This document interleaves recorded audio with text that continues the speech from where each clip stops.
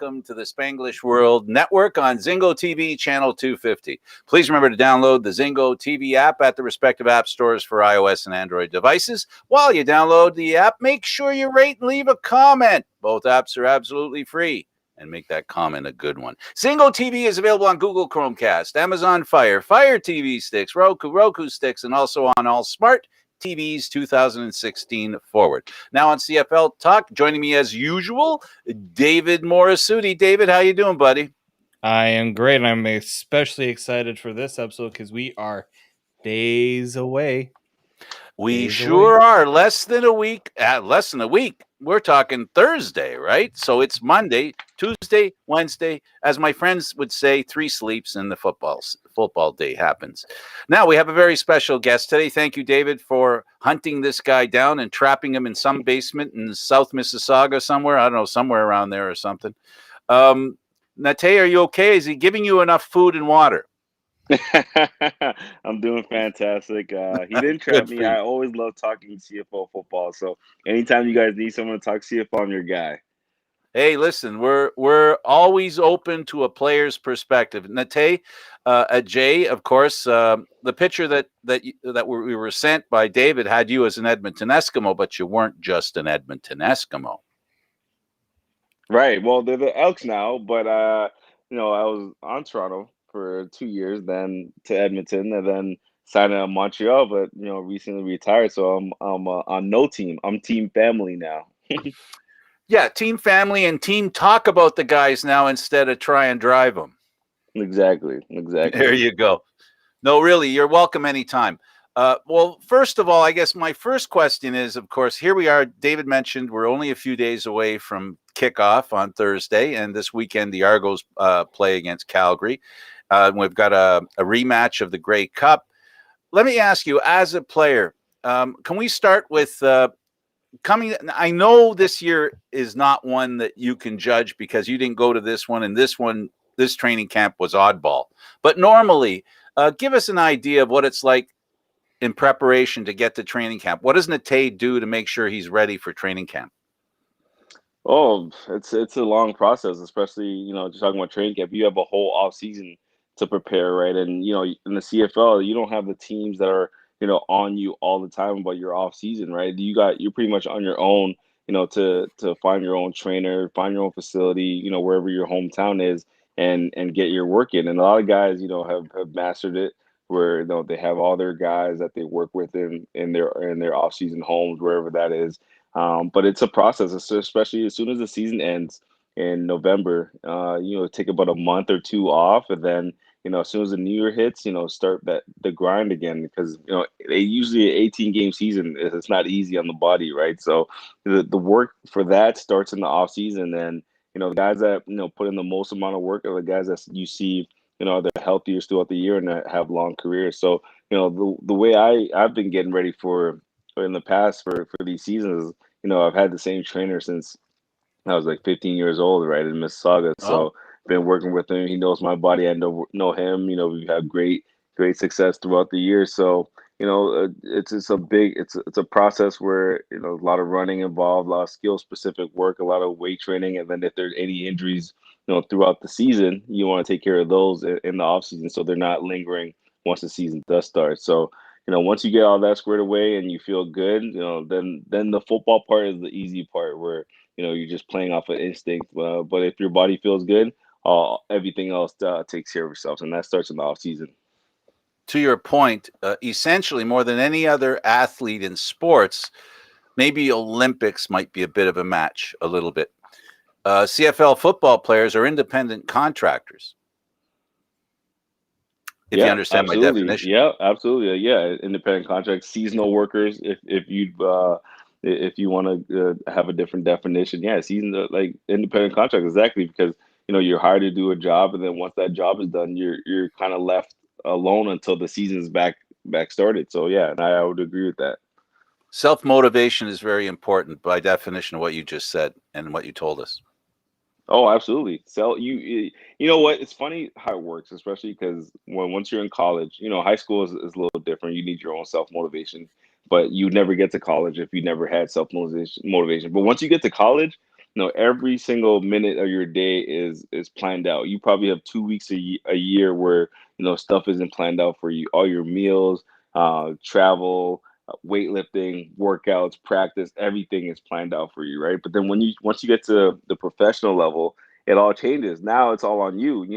Especially in the CFL, you have 4.5 hours when you're in the building. You have meetings, film, then practice. Then after that, it's all on you. You go home and you do whatever you want. And if you're not in shape, teams aren't going to, babysit you. If you're not in shape, they just cut you and bring in the next guy. They don't have time to be, on you all the time. So, it's interesting how it works in the CFL. And, the guys that you see last have long careers are the guys that, have, a lot of self motivation because you need it to survive. And especially in I mean, you just mentioned the CFL guys get cut, if they're not in shape or they're not ready. And I think we know, especially this season, that certain guys you wouldn't expect to get cut do get cut. Even if it's out in Montreal, and the Amon Roosevelt gets cut. I know the big one out there was out in Edmonton. Why am I blanking on the name right now? You were pretty vocal about that. Sean Lemon, yeah. Yeah, Sean Lemon, Vontae Diggs. like those guys get cut, and it leaves a lot of people shaking their heads. Like as a player, does that put a little extra motivation knowing that it doesn't matter how much you're being paid or what your role was supposed to be in the CFL? Most guys are kind of walking on eggshells. Do you feel that way? Yeah, I do feel that way, and it is true because unless you're a quarterback, and it's rare to if you're a Trevor Harris or a Bo Levi, you're not getting cut. It can't happen because there are very few people that can do what you do, right? But everybody else, and I've seen this. Even going back to I guess my second year in the league or my first year in the league in the offseason, I don't know, we had cut Chad Owens, and I was like, playing in Toronto and Mississauga and watching a guy like Chad Owens, you thought he was untouchable, right? The guy, MOP candidate, Mr. 2,000 yards, 1,000 receiving, 1,000, over 1,000 on return yards, right? The guy was like literally like a mini Superman. So like watching him, and that was like my first little taste. I'm like, okay, they can get rid of Chad Owens in this league. Okay, anybody can be released, right? Anybody can be cut because it doesn't matter, like you said, how much you make or what you've done in the league. But once a team decides that they're ready to go in a different direction, and that could be for a multitude of reasons, right? It could be salary, it could be a younger player is up and coming and he needs his time to shine. It could be maybe you're injury prone and they can't trust you anymore to stay healthy. Any one of those reasons, that's the team's discretion, right? And it's different from guy to guy. Like there could be a guy that's injury prone and team decides, okay, we're willing to stick with this guy. But it could be the same guy in the same situation on another team, and they decide, no, we're not doing that. We're going to go in a different direction. It just depends on the mindset of these GMs, and it can switch. Like that's like I said in that Twitter post, like Edmonton had come out and said that a guy wasn't a cultural fit, right? He gets released, and then the next guy they released, this guy was great in the locker room, great leader. Like okay, I'm like that tells you everything you need to know about professional football because it doesn't matter. You could be a great character guy, get released. You can be a terrible character guy and still be in that locker room, right? It just depends on what the team sees. And how they want to run their team, and it changes from year to year, guy to guy, moment to moment. So you have to be on your toes at all times as a professional football player. And I know you have a lot of guys you talk to in camps and around the league. What are they saying about not only how tough camp was? I mean, there was quite a few guys that got injured even before camps even began, and probably some guys that are experiencing injuries or bumps and bruises that they hadn't felt in such a long time. Have you gotten a sense of how grueling this training camp was for them? Yeah, this camp was a lot different from the guys I've talked to, and from what I understand, a lot of the coaches, took a safer approach, especially after what happened in Saskatchewan and losing, four guys to Achilles injuries. There are a lot of rest days or regeneration days where coaches would go hard for a couple of days and give guys a little extra rest, more than a normal training camp would see. And the fact that there were no preseason games kind of helped plan that. A lot of guys are saying when they came back, they're really sore because once you're training like in the off season, you can't You can't simulate what you're going to feel, when another guy is, pushing on you, another guy's opposing you, right? So it's just a lot that the guys were having to navigate through, and a lot of the guys had to take some time off because it was just a lot at all at once. Not playing for a whole year, and then if you were a Canadian guy, you didn't have gyms open for a whole year, right? But if you were in Florida or Texas, it was like nothing ever happened. There was no pandemic, Yep. so as very interesting. Different guys were going through a lot of different things, but the one constant was everybody was sore, but the coaches did a great job of taking care of the guys. Just knowing, I think they were a little scared of what happened in Saskatchewan, and nobody wanted to have that to happen to the team that they were on.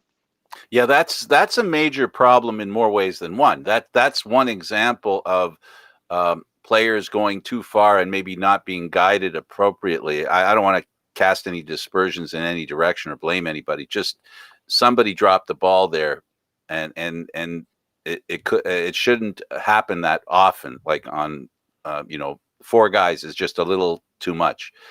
That's the biggest problem. Also, a bigger problem in playing football as well. One of the biggest fears for players all the time is they play through injury because they don't want to be replaced because they got injured. Mm-hmm. Yeah, no, that's the other biggest fear, because you see it all the time, like especially in football, where in a professional setting, there's so many talented players, and injuries happen so often where you guys are kind of scared to get hurt. Guys are like will play through literally anything. It's already a tough sport. You already have to be a tough guy to play. Some of the toughest people I know play professional football. But the thing is, like, once you're dealing with the injury, the guy behind you, he's there for a reason. He's there because he's good at football. So if you give him a chance, if you give a team a chance to see someone else in live game situation, and maybe they look a little better than you do, or they exceed expectations, then next thing you know, that's your job, right? That's your job. And a lot of guys, the way they get into their positions now is through injury, right? Or through taking another guy's spot. That's the nature of the game.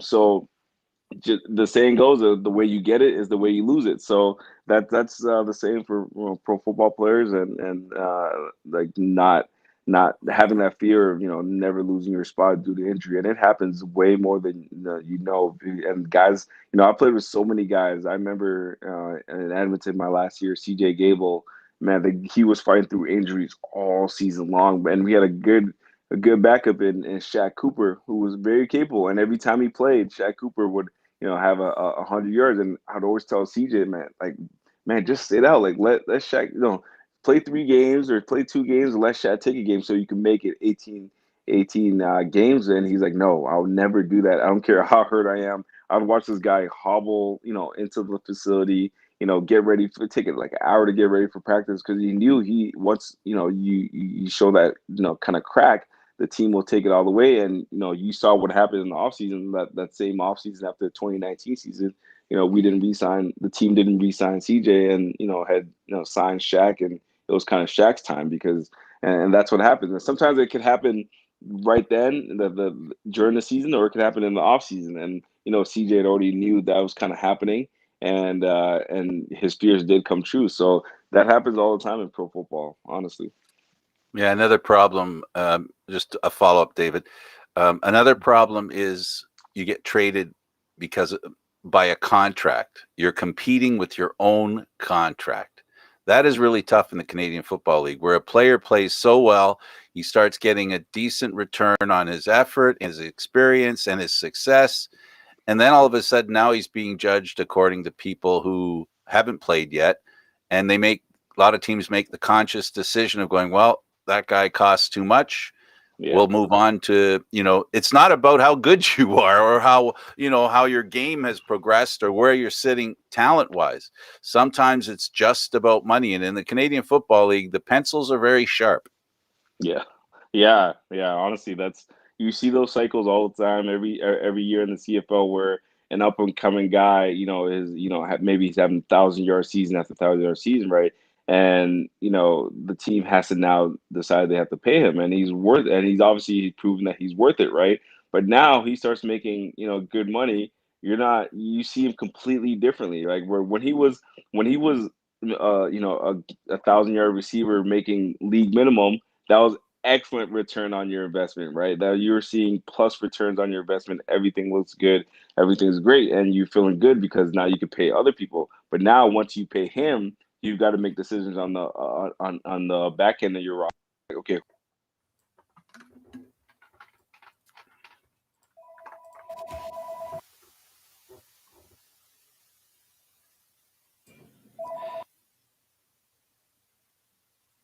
Is Sorry, that I your had the phone, phone. David? Yeah, I have the phone ring and I can't find the. Okay, I can't mute it, and I'll carry on with I with got you. Nate. I'm good. I just unplugged it. Oh, okay. But yeah, no, sorry about that. I still have a landline, unlike some people, but the landline You no got a longer what? exists. You got a what? So, the What's good a old landline. landline? What's a Yeah, landline? exactly. Oh my goodness. So, Nate, I wanted to get your thoughts. I mean, I actually wanted to start with your former team in Edmonton because I was working on some CFL previews, and they're a team that kind of intrigues me. We kind of forget that the offense, the guys that they brought in to work with Trevor this season, and Joel Walker, James Wilder Jr., Armani Edwards, Greg Ellingson was already there. What do you make of Edmonton, and maybe did you wish you had one more year with that squad? Now seeing the guys that they brought in.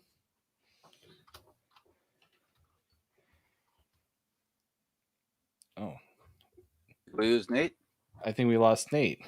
Oh, okay. Text him, see what happened, and Yeah, I'll maybe give we can him get messages. him back. Hopefully Eduardo's around. I'll. No, we can't hear you, Nate. Nate, we can't hear you. Yeah, I've got him so in he's in the chat window. Yeah. Okay. He's Let me. in the I'll send. chat window. I'll send him a chat saying I can't hear him anymore. Oh, there we go. Eduardo's looking to bring him back in. No, I mean, we'll wait till Nate comes back in before I ask the question. But I mean, Nate brings up some really good points there in terms of. It always seems like injuries play such a bigger role than maybe we always take credit for, and how many guys actually play through so many injuries. Yes, so many times, and the injuries are something that are so unpredictable, and because of that unpredictability, you're never ready for it to happen. It's not like getting ready for training camp. It's not like preparing yourself. It's basically suddenly you have to react, and I'd like to wait till Nate can hear this, but I think football players are alpha males. We all get that. But I think the insecurity, the human side of them, where the insecurity kind of bites at their heels, can be a problem because they're human. And there's a lot of reasons why players react maybe in a way that's counterproductive because of that insecurity that they can't control, that human side. So it's pretty tough sometimes getting ready for training camp, getting to training camp. We talked about injuries, especially in training camp. If something's wrong, right, you don't want to let on that there's something wrong, especially at a point when you could or you may be in tough with some other players that are looking like they make you feel like they could take your job. Oh, for sure. I mean, it's almost like in football. It kind of reminds me of other industries, right? You don't want to let on that maybe something isn't right because they might feel like there's a lack of understanding, or it's just so important because opportunity doesn't usually sometimes come around that easily. So if word gets out that a player's hurt and then he gets cut, how many teams are going to go and circle around and say, yeah, we'll bring this guy in, even though he's dealing with an injury of some sort. That I think is always the toughest thing, especially in football, because you know these guys, as Nate said, they're warriors. They got it's already such a tough sport to play because of all the all the hits and collisions and even non-contact stuff they go through, and you're just adding on you know this other element in that you're trying your hardest to compete, but you're trying to find, as we said in the past, you're trying to find that level to compete in. Let's take a break from talking about that kind of stuff, and let's talk about the games. That way, if Nate makes it back, we can talk to him about the games and get his input. We've got 4 really good games. We've got Hamilton and Winnipeg and the replay of the Grey Cup. That seems to be a good opportunity to see a good game. Hamilton will have to live again through the loss of the Grey Cup, this time witnessing the raising of a banner that indicates the Grey Cup champs were Winnipeg in 2019. How do you think this game's going to go, and what basically this introduction, the whole pressure of being the very first football game back after almost 2 years? Oh, I mean, it's already being drawn up. Is Winnipeg doing a disservice to themselves by putting up the banner and giving Hamilton more fuel in this game? And You I'm got to thinking to do it. myself, you got to do it. And you first off, you want to do it in your home opener when everyone's there for the first Absolutely. time. And also, I always think, yeah, it might be fuel to the fire for Hamilton, but it's also fuel to the fire for Winnipeg. These guys have waited 2 years to see that banner go up. Oh, we got Nate back now. Yeah, I see. Nate, do we See, now the feel? pretty quotient's been raised. Oh, look at that. I think the players in Winnipeg are just as excited to see that banner go up as opposed to as Hamilton being a little sour to see that banner go up. I think the motivation works both ways.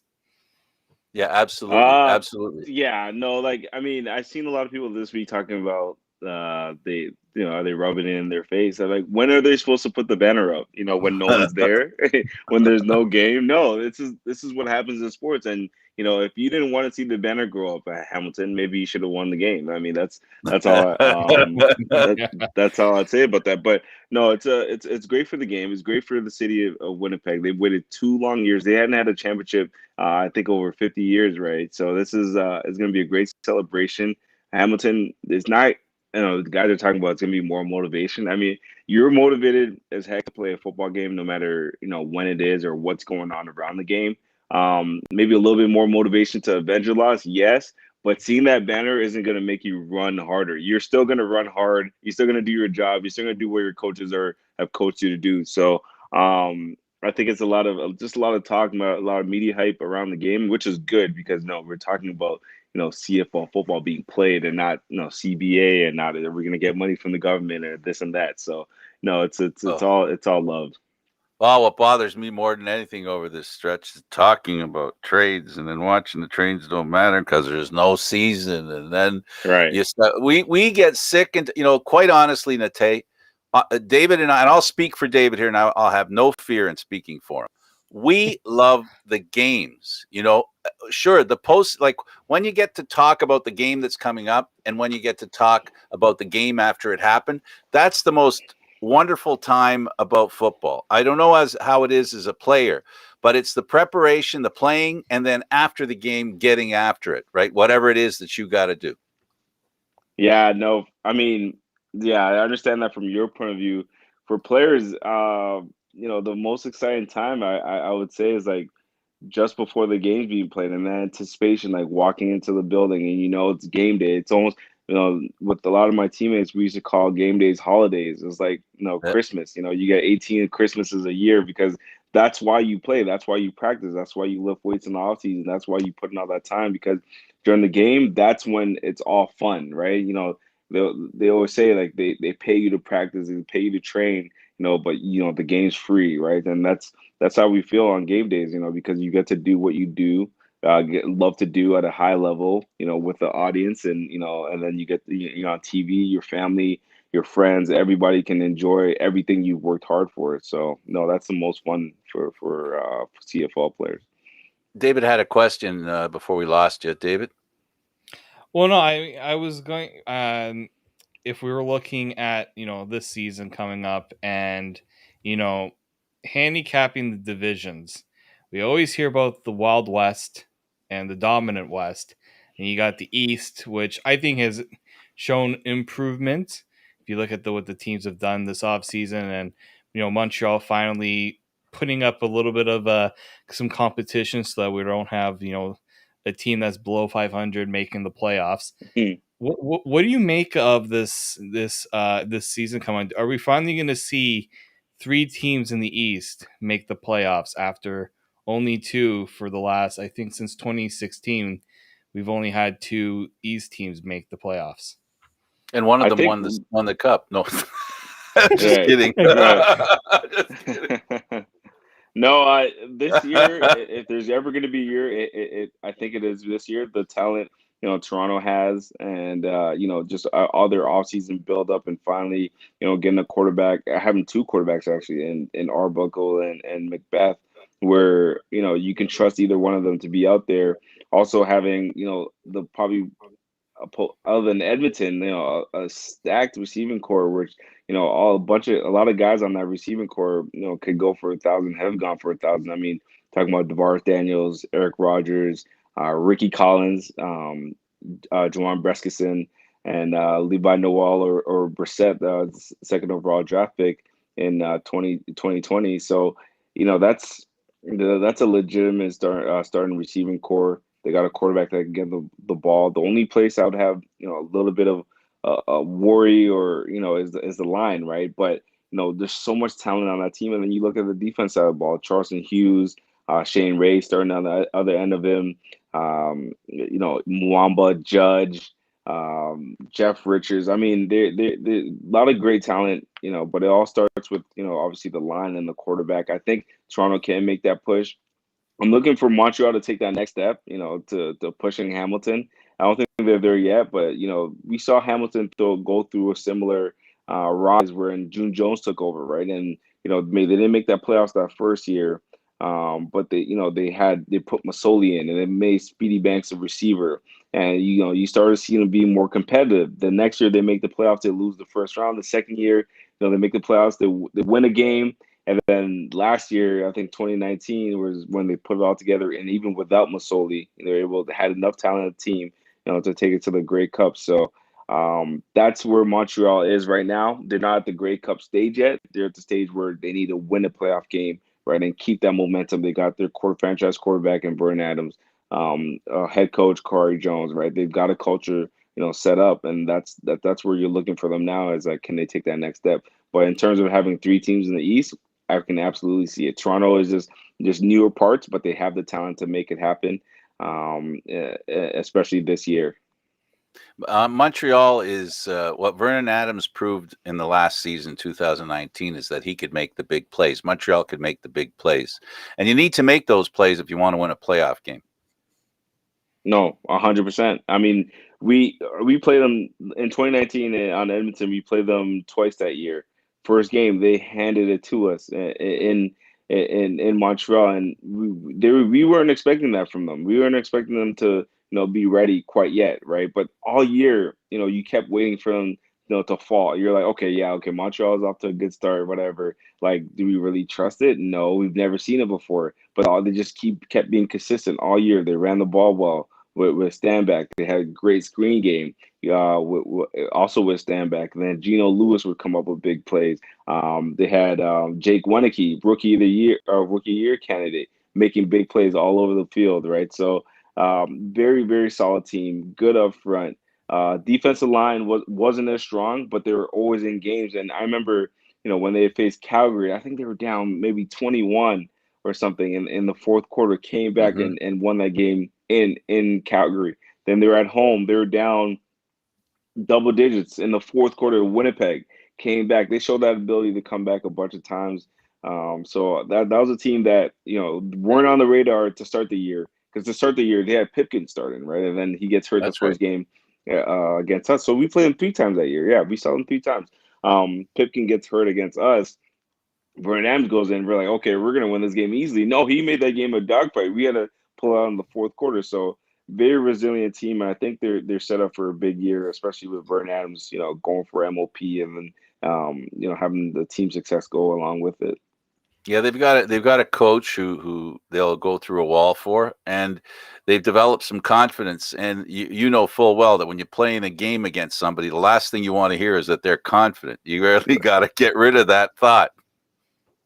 Absolutely, that's the worst thing. That's why when superior teams play, lesser teams, your coaches always say, get on them early. Don't let them think they have a chance in this game, because in the fourth quarter, anything can happen. A call goes against you here, or you got guys believing that they can win. That's the most dangerous team right there. You've seen teams with not great talent believe and have confidence, do magical things in this league. So that's one thing they have going for them. They believe that they're great, and they believe that this is their year. So I'm looking for big things out of Montreal this year.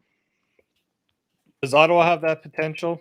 I know Ottawa is not exactly the sexiest team to talk about, but do you feel like they might have a little bit of that in them, and that teams are going to underestimate them a little bit?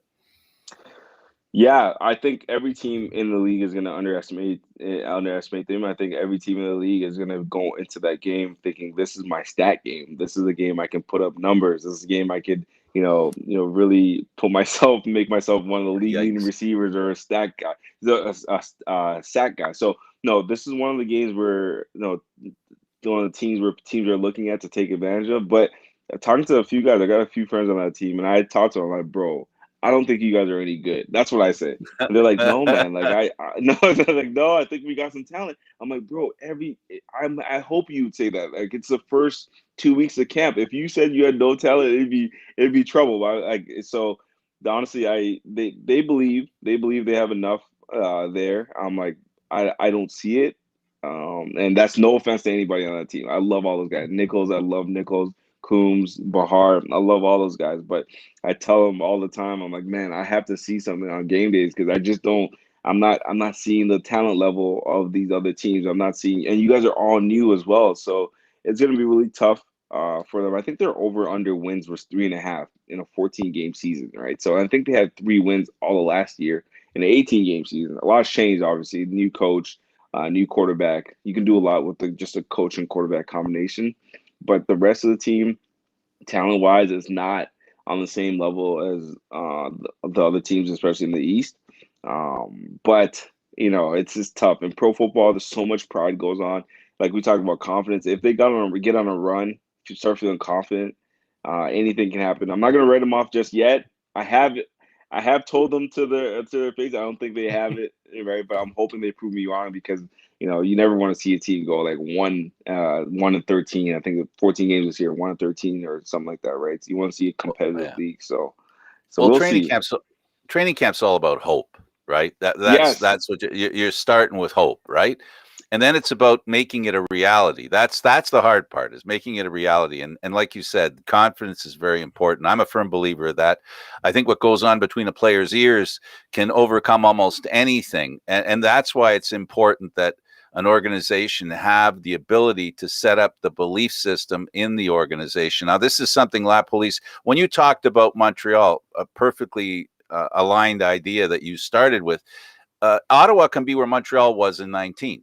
They just got to build some but they're not going to be where Montreal is this year. That's why guys like you, me, and David, we can predict that Montreal might be a little better than Ottawa.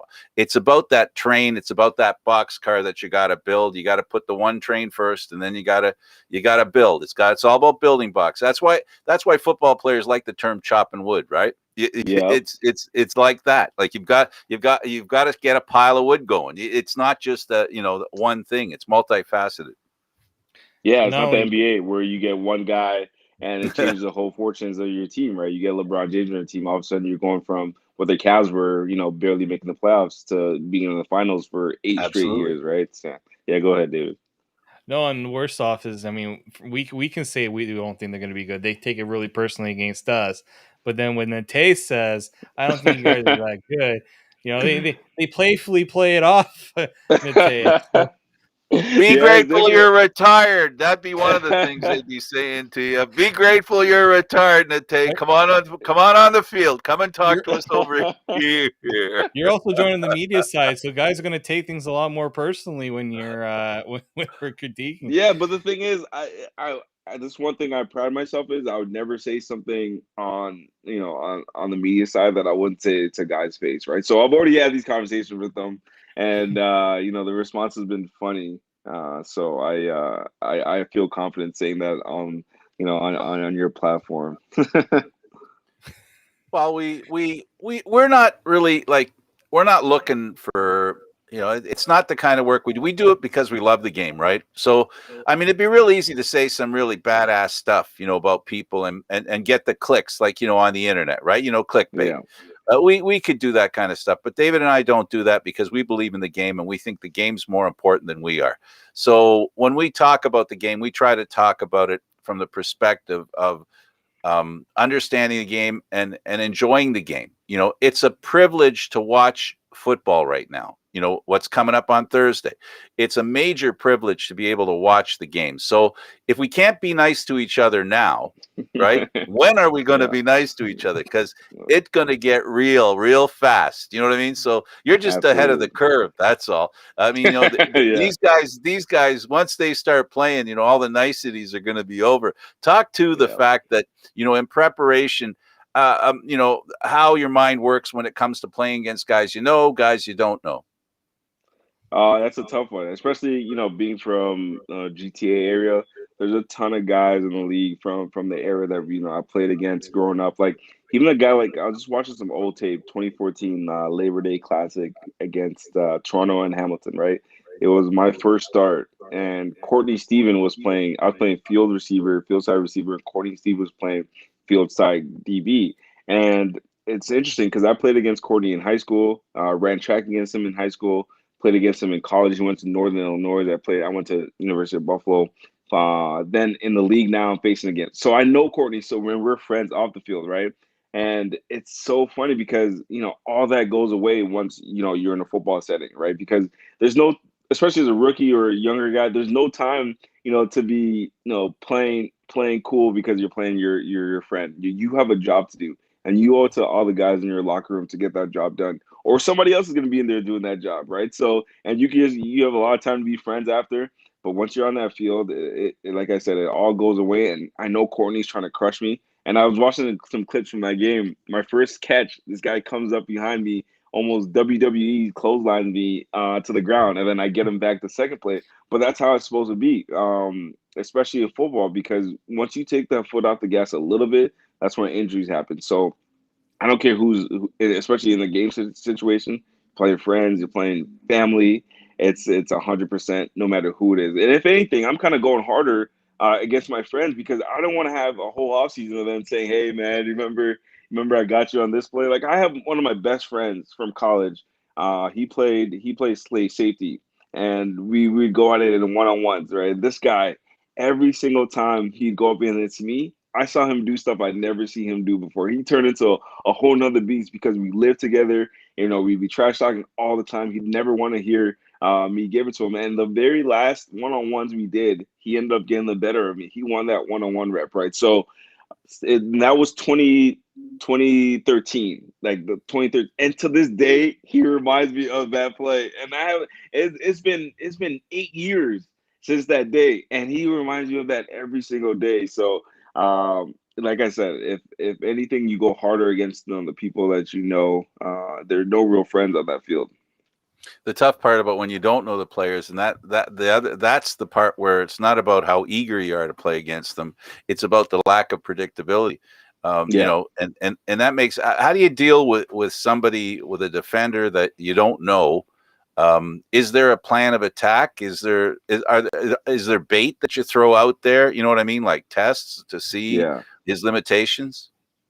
See, I was just talking about this with a buddy of mine in camp right now, and he was telling me, how good his DBs look. I'm like, bro, this is your DBs see you every single day. It's easy to get play against someone that sees you every day, sees your tendencies, see how you run certain routes. Like DBs, that's how they're wired. They're wired to, look for clues all the time. And in a training camp setting, you can't really evaluate DBs that much because once they see something, over a course of a week, it's like hardwired in them. They can react right. When that's why in football, you'll see a DB have a great day in practice, whatever, because he knows the competition, he knows the guys, he knows the tendencies. When he gets to the game, he doesn't have any of those cues. He's getting bombed over. I've seen it so many times where like guys look great in practice, but in the game they don't look so good. So to your point, like it's like in this kind of situation, and with the guy that's you're unfamiliar with, yeah, you gotta almost treat reps that you're not getting the ball, you're not featured as little tests to see how he's reacting to your moves, right? On run plays, how does he act when I take an outside release really fast and I stop really fast? And then that you kind of doing adjustments on the fly with a guy you're unfamiliar with. And it's way tougher than playing a guy and that's something that you love about football, because once you get to training camp, there's a lot of new players, and you get to see how good you really are, how good you are against certain types of people. But the good thing is, with football and practice and camp, is like it doesn't take long to try to figure out what a guy can do and what he can't do, right? So it's a test.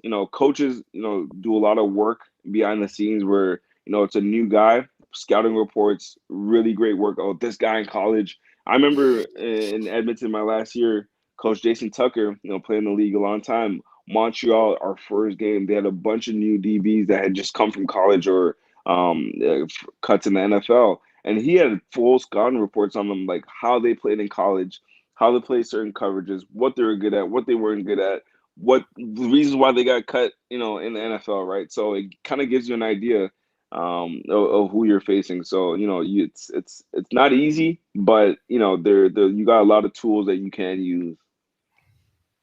Okay. David, let's take the last few minutes to talk about the 4 games that are coming up specifically. Yeah. Nate, Hamilton, Winnipeg. We talked about let's talk about the game, not the gamesmanship or the, Yeah. the fact that there's going to be a banner up. As far as the game's concerned, Hamilton is probably one of the best rounded teams in the last season. They were a favorite to win the Grey Cup. Winnipeg just as much. What makes the difference in this game for these two teams? Wow, I actually like Hamilton in this game, just because they continuity wise, a lot of their guys are back. Same as Winnipeg, but Winnipeg might be dealing with the injury to Andrew Harris, and that's tough because he's like a do it all kind of player, right? Catching, receiving, and once the morale of the team, like once you have a Andrew Harris back there, you always feel good. You always feel like it's like having a Steph Curry, where if he's in the game, oh man, like we know you got a chance, right? So to have a guy like that out, and I know they got good young backs and Johnny Augustine and their first round pick, the second round pick a couple of years ago.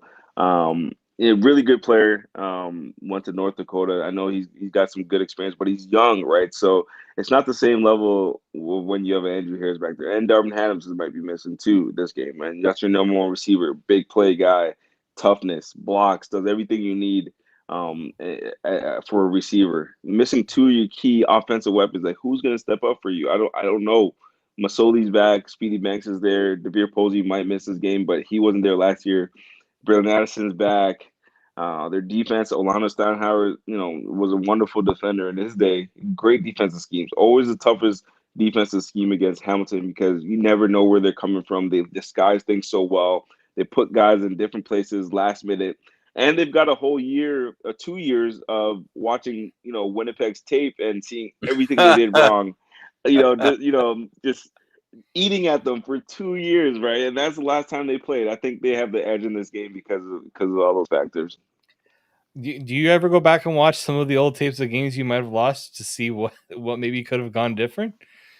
Yeah, no, I don't really watch games that it's such a team game, right? So it's like if I'm watching old games, I'm watching, like I said, I was watching the 2014 Labor Day Classic. I was watching that because it was my first ever game, and I just thought it's like, well, why not throw it out? Like if I'm retired now, let me see where it all started. So if there's a reason to, I will, but never to. It's always positive. It's never like, oh, we lost this game. Let me go watch it, right? So no, but Curiosity. everyone's different. Yeah, curiosity. Curiosity. Everyone's different. I Yeah. know Trevor Harris watches everything, every single game, right? So everyone's different. Everyone has different motives.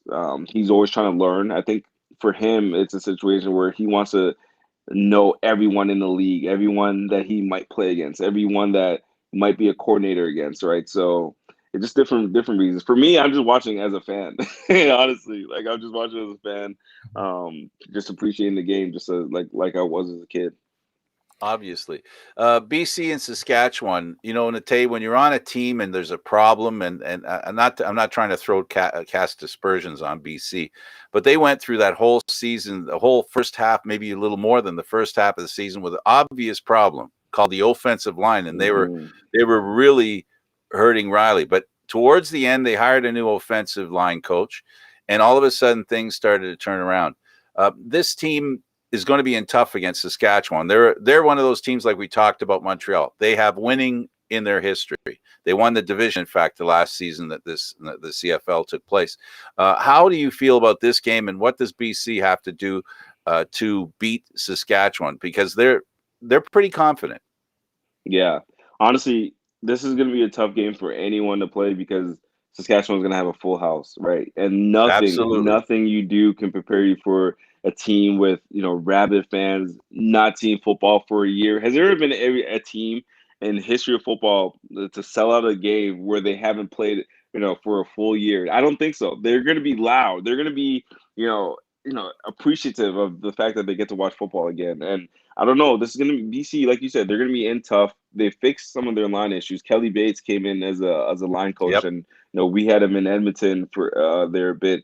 Great guy. He got him right. He got him. A lot of their deficiencies, a lot of their line calls were complicated. He simplified things. Guys knew their jobs a little bit better. Their back started helping out in protection a little bit better. They're better towards the end of the season. Mike Riley is always a weapon no matter what. This guy That's the is thing. You give yeah, him no, a chance to be who he is. yeah. Like it's hard to ever bet against a quarterback like Mike Riley. Just playing against him, just know how playing with him and knowing how he'll have his guys fired up, ready to go. Lamar Durant, Shaq Johnson, Burnham. They've got talent. They've got talent. Like the only issue they had was protecting Riley. I'm not so sure what their defense is going to be looking like this year. They got obviously a new coach, all new coaches across the board. Everything's new for them. Sass has a little bit more continuity. Early in the season, I'm looking at the teams that have more continuity to succeed just because that's the nature of the game in football. You see it all the time. That like it's not so much about talent. It's about, okay, you got your same defensive line back, defensive coach back, defensive coordinator, offensive coordinator. You know what I mean? Our guys going to be, going into the season, running, instead of like walking and thinking about, their plays, right? Have I been in this offense a few years now where um I'm not so much, thinking so much. I'm just reacting into the defense. And Sass, I like Sass this year because they hired Jason Moss. Amazing the offensive coach, offensive mind. The guy thinks about every single situation that could possibly happen within a play. Has been probably cooking up some, and he's got a quarterback in for Fajardo that can do everything he asks of him. They almost in that Mike Riley, not so much Mike Riley, but in that realm where he can use his legs, he has a big arm, pretty accurate with the ball and a competitor. That's the one thing you got to be when you're in a Jason Moss offense, because he'll ask you to do a lot of things, and if you can do them, you'll be a MOP guaranteed. You saw the numbers that Mike Riley put up. I think the 2 years that Mike was there, led the league in passing. I think was MOP 1 year, and just unbelievable fantasy stats if anyone plays fantasy. So, that's going to be a tight game. I'm looking at Saskatchewan to win it, probably favored. And just that home field advantage, just feeding off that home energy.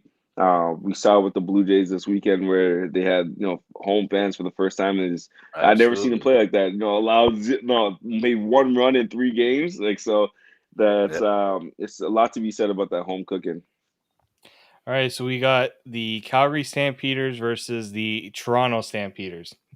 That's the joke. Which Stampeders are going to win? Which, I mean, you were very close to being on that squad last year, and then the Yeah. pandemic happened, and then they did even more than we thought they were going to do this past off season. Is this Yeah. game? Where do you see this? How do you see this game shaking out? I know you got a lot of guys on that Argos team that Yeah. you're probably pulling for. Yeah, this is an interesting game, especially for me because I don't know if you guys might have to cut this part out, but because it's not official yet. Because I'm going to be doing the broadcast for with the Toronto Argonauts all season long with TSN 1050 as a color commentator. So I have the vested interest in the team. I can't ever go against the team that you're working for. So it's a very interesting game. I see it going a lot of ways. I see Calgary, very young receiving core. Bo Levi is gonna have to put a lot on his plate. Um, I just it's a tough game to handicap because there's so many moving parts, so many things that are different. The only constant, right now is Bo Levi, right? We know what we're gonna get from Bo Levi, but he's even hindered a little bit because everything is new around him. Um, it's a tough one, but I will say this: I look for the Argos to play with some attitude. I look for Dinwiddie at practice has been on the guys about their details. There's going to be a new look Argonaut team that we haven't seen in a long time.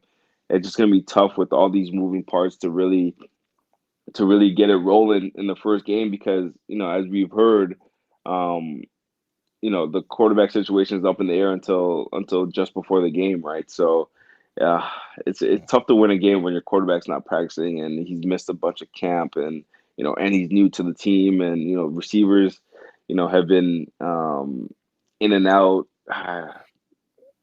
Maybe I'm saying How too about much. I another? don't know How if I'm about saying too another much. point? How about another point? There's only so much oxygen in a locker room. And Yes. there's a lot of sucking air that's going to take place from a lot of different directions on that team because there are a Oh lot yeah. of studs there, and they Yeah. got it's like the same argument that receivers have. Are there enough balls for all the receivers? And there's a There lot of never and is. don't get me wrong, great leadership, but there's a lot of it. Yeah. No, don't get me wrong. No matter what team you're on, there's never enough balls for receivers because everybody believes they're great. Everybody wants touches. Everybody's used to touches. Like think about every single player, every single receiver that's on the Argos right now. Wherever they were at last, they were the man, right? No, DeVaris was the man in Edmonton.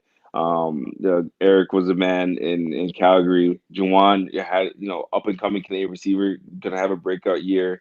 All these guys, Ricky had 1,000 yards. Everybody's used to getting the ball, so it's never enough. I'm gonna have a hard time handicapping this game. There's so much in the air. I will say this: a lot of continuity in that Calgary secondary.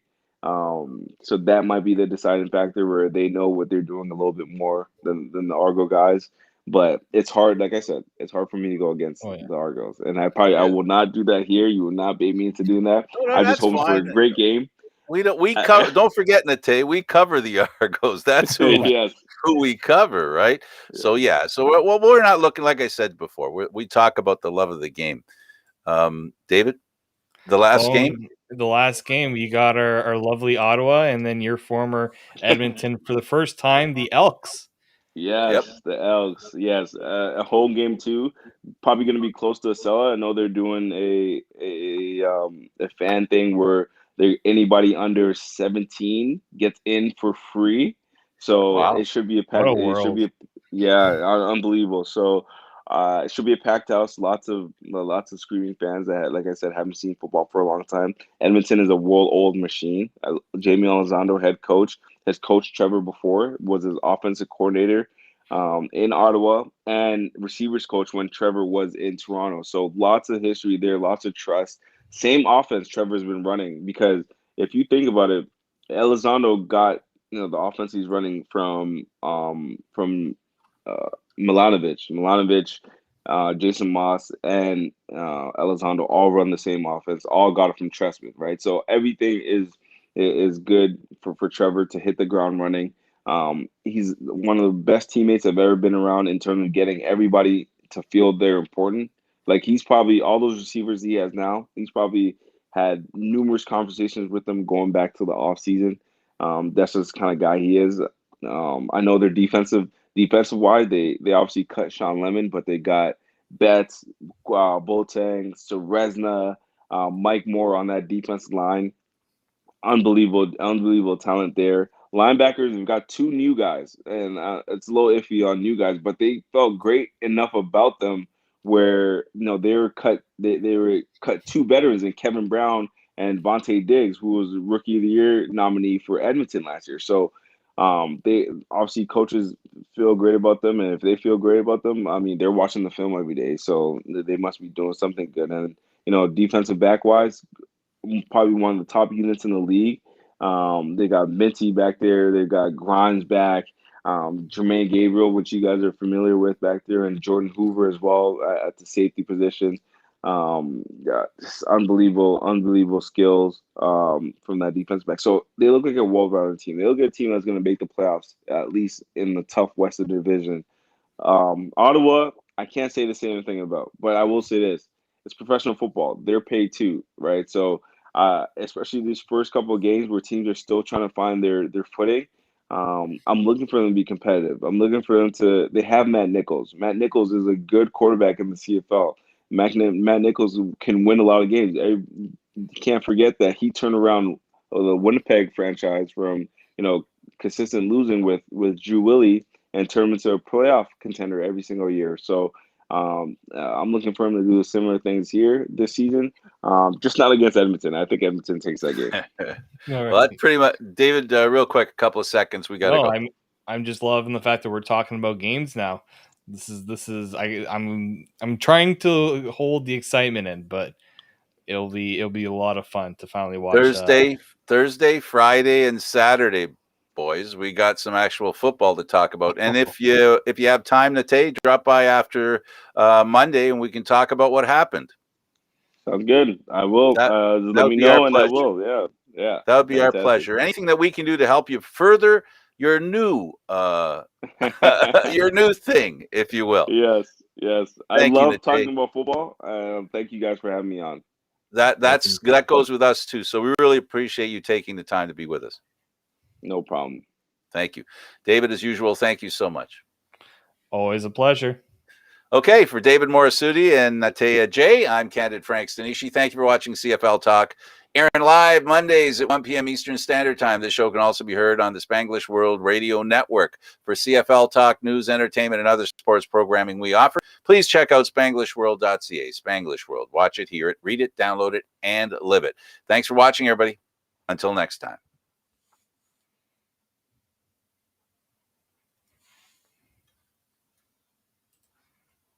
Good job.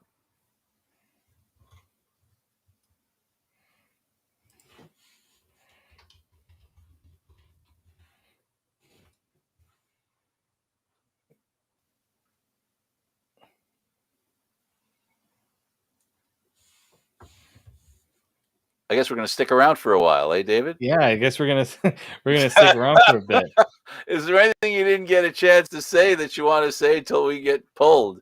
Oh man, this is usually we're usually they're trying to get us out. Now we're looking for a life. It's summer. People are outside. He's probably out sunbathing and forgot we were here. Yeah. No, I mean, well, what did you think of that interview? And it would be nice to have him on regularly. I don't know how I don't know how much more we could hope for that having an experienced football player, especially recently retired. So he's still very fresh as far as in his head is what's going on in the Canadian Football League. You know what? I always say that I'm going to take the Pinball Clemens route. Never try to be the smartest guy in the room. Yep. Definitely today I didn't feel like the smartest guy in the room. For sure. I didn't either. So no, Nate and I go back a little bit. We have a mutual friend, and I knew he would be perfect for this. You know, it's nice that he's interested in doing this. You know, some guys go into the coaching route, some go into the media route. So I'm glad. And it was good to hear that he's going to be doing some work with Toronto because I guess we got the scoop. It looks like we got the scoop. I mean, I might have heard it from the back channels afterwards. I know. I mean, the game's happening soon, so I'm assuming I knew that he was going to be doing some work in Toronto media wise. So it'd be good if he got himself out there more because not only just he was a very productive throughout his career as a Canadian born player, and we always root for those guys, but Class A guy. I've asked him many times for whether it's football stuff. He's done a Zoom with me before, and I said I'll take you for 10-15 minutes, and we went for 45. Like that's how the guys. That's how the guys really embrace this side of it, especially when they realize that it can be something they can do after their career, and it's that sort of passion and willing to go past what we expect. That's always the best thing you can. It's the most you can ask for of any player. Absolutely. in this one. You know, I don't know if how many times you've talked to him in the past, Frank. I don't know if you I haven't